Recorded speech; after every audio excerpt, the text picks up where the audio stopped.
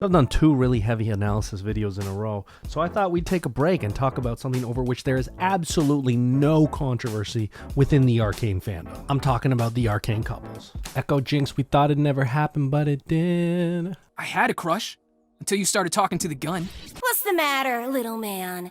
You really jealous of a gun? Ekko Jinx might simultaneously be the most successful and most robbed ship of this entire series at the same time. They basically got an entire episode dedicated to Ekko and Jinx, but there were a lot of pieces missing from their relationship. Now, a lot of people are claiming that there's a deleted scene of Ekko and Jinx, and the evidence they use is this quote of Christian Link. When he tries to convince Jinx that there's like version of power of her that is so different, you know, and that that is a whole more complete person, and he's seen it. It's not like some theory or him trying to convince her. I think she can feel that when he's like, that version of powder exists, right? You know? And of course, there was an exchange of art between Ekko and Jinx, because we see the hourglass figure on Jinx and we see the X's on Ekko. Plus, of course, there is the official Arcane art book, which has just been released, and it shows on that a few pages of them exchanging clothing and art on themselves. And then, of course, Jinx literally has a weapon that incorporates some of Ekko's technology. So, I mean, there had to be a scene here where they made stuff together, right? But yeah, it probably got cut for time because I guess there were more important things for them to do. That being said, Christian Link did drop a little hint that there might be a little something in the future for them. You know, and I think that's like worth kind of continuing, you know, their story for, right? The way I interpret this information is that Christian Link and the creative team behind him has the will and desire to continue the story of Ekko and Jinx. It's just about whether or not the executives who fund the whole production actually want to do that. That's the L that Ekko and Jinx shippers took. What about the dubs? There's all of season 2, episode 7. Gorgeous, beautiful, absolute cinema. Why Ekko? Why Jinx? Why have them fall in love? Well, let's do a little breakdown. By the way, I can explore this in more depth if people are interested, so leave a comment, like, and subscribe if you're interested in going a little deeper in this relationship or want to just support me. But quick version, Jinx is basically the face of Zaun, both literally and figuratively. She's chaotic, she's unpredictable, she's dangerous, she's innovative, she's brilliant, and she's strong. Jinx is basically a direct mirror of everything that Zaun is. I mean, she's even got shimmer running through her veins. How much more of a symbol of Zaun could you get? Ekko, on the other hand, is very jaded. He came out swinging at Vi because he wasn't sure whether or not she was working with Jinx. Originally, he set out with the goal of trying to save Zaun by stopping Silco, stopping Shimmer, but at some point it just became about saving his own people, the Firelights. He even says this by saying, I used to dream the Undercity could be like this, but somewhere I got consumed by all the ways it wasn't. So you take that guy and you put him with a girl that is the embodiment of everything of Zaun, and it makes sense for his character arc for him to fall in love with her. Because Ekko falling in love with Jinx is basically him falling in love with the city that he grew up with again and determining that it's worth saving again. Jinx also needed Ekko for her character arc in a much different way because Ekko is the only one who can travel back in time, and at a certain point in this story, she's so far inside her own head that nobody could have talked her out of it on the first try. If you want to know more about that, check out this video where I talked about it in length. All right, up next we got Vi and Caitlyn, and I mean, come on. I don't even know if I can be showing this on YouTube after my last video got demonetized. No one is eating better than violin fans right now. And I can give you all the analysis about how this relationship was so important for people to understand how Caitlyn falls in love with the Undercity, which is part of her constituency, which she normally has judgment for, how Violet falls in love with Topside, and how her entire character arc is surmised in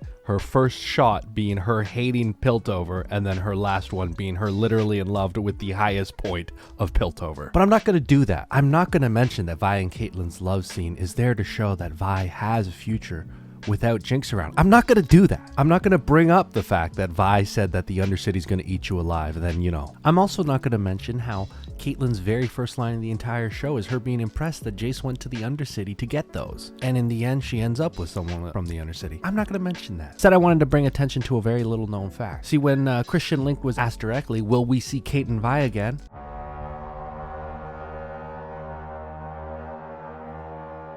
He also clarified in his interview with Nakrit that they want to continue a lot of stories for different champs, so this is definitely on the books here. So yeah, it looks like there's going to be more Vi and Caitlyn in the future, and I'm excited for that. I don't know who wouldn't be excited for that. I guess like Jinx fans or something. I like Jinx. I don't mind. By the way, in that same interview, Christian Link confirmed that the Kate Vi Bow Chicka Wow Wow scene had to be cut for length because it was too risque to show in a lot of different parts of the world. So damn, L for Kate Vi fans too. Alright, let's talk about the forgotten ship. While all these other ships are swimming up here, Jayce and Mel are down here. I've been an idiot. And an ass. So Jayce and Mel is a very interesting relationship. It's a well-written one that kind of went under the radar because of all the other amazing relationships in the series. But to surmise it, Mel was very tactical, cynical, cunning, and she started off by using Jayce. And Jayce, with his compassion and his honesty and his straightforwardness, brought out of Mel her ability to love again and be just a human being that's not just wrapped up in politics. Meanwhile, Mel's cunning, her political savvy, gave Jayce power and the ability to play the game and to wield power in a way that he felt was responsible and right. Something that he could not have ever done without her guidance or help. And when it comes to season 2, we barely see these people. And this conflict explodes in season 2 for them. You know, Jayce holds resentment for Mel because of how she pushed Hextech and how she used him as a quote-unquote investment. And she realized that she's been playing this political game as a Medarda who she doesn't even really identify with anymore. This blood is alien to me. And that's it. Jayce sets her free by saying, you will never be a passenger. But it makes sense that so much of this relationship got cut because they had to make space for...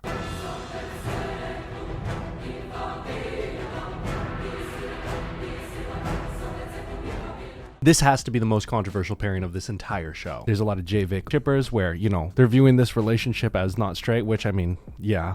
I mean, look at the Mize. You've got Mel and Jayce fans being mad because they feel like they got sidelined in order for J-Vic to have space in the show. You've got Christian Link getting hated on by fans for saying they're not in love and that they're just friends. You've got people praising Christian Link, one of the co-creators of Arcane, because Viktor is meant to be ace representation. This couple is all over the place. This whole ship is a powder keg waiting to explode, so I'm just going to talk about what happens in the show. Jayce and Viktor both started out as people just wanting to make the world a better place through tech, and Viktor always held on to that, even to an extent where it became very harmful. Viktor's coming from a place where he has a weak body, so he wants to fix practical things, practical problems for people like that, but eventually he sees his own creation go too far, and he wants Jayce and his utopian vision to slow down. But interestingly, in this season, their roles have reversed. He wants to remove suffering, but with no suffering there is no good. Yin and yang. Light cannot exist without the darkness. What is darkness without light? What is light without darkness? What is love without hate? What is joy without hurt? What is freedom without fate? Nothing can exist without contrast. Jayce also wants to do what's right, to help people, to save people. He too, like Viktor, kept doing this to a destructive degree. He saves Viktor despite promising to destroy the Hex Core. He creates Hextech despite Heimerdinger's warnings.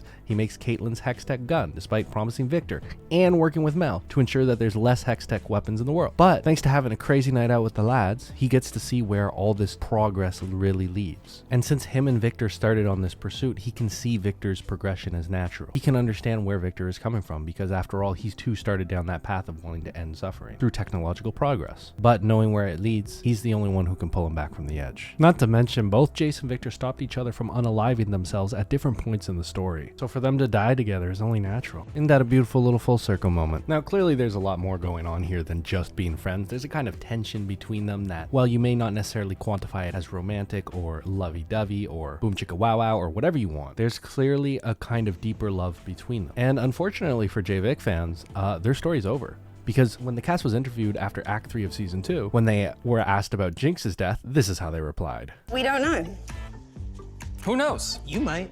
We're gonna leave that open to interpretation. And when they were asked about J-Vic's death, this is how they replied.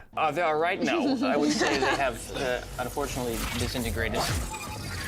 They decide that they will face the consequences of Viktor's glorious evolution together. That is unfortunately their end as well. So unfortunately, this is the end we're going to see of this story. And I guess it makes sense to a certain extent because Viktor and Jayce, frankly, are way too powerful with their technology. If they were still alive in Runeterra after this, I don't know how much of a say Noxus would have with the kinds of weapons they could create. The creator even went so far as to say this. To me, the Jayce-Viktor ending was really, to a certain degree, it feels unresolved. They should experience more together, but we're not given that time, which I would say that's the most difficult one for me. I mean that despite the beautiful little circle of a story we got from them, there was probably a lot more that they wanted to explore and that they just didn't have the time or budget to do in this last episode. Because as many of you know, the last episode of Arcane was originally meant to be an hour and a half long, but it ended up getting cut down to 50 minutes and being about a regular episode. An entire war in one episode, it's hard to do all the character development you want during war scenes like that. You know, a part of me feels a little bit sorry for the writers of Arcane because they really had to pull a bunny out of a hat, form an entire magic trick to even make this second season coherent transparent with how many different things they needed to put into it, how many different storylines they needed to resolve, and how many new ideas they needed to introduce to set up the universe that they're going to be creating in future shows. So a lot of bittersweet news coming through for everyone. Anyways, like and subscribe.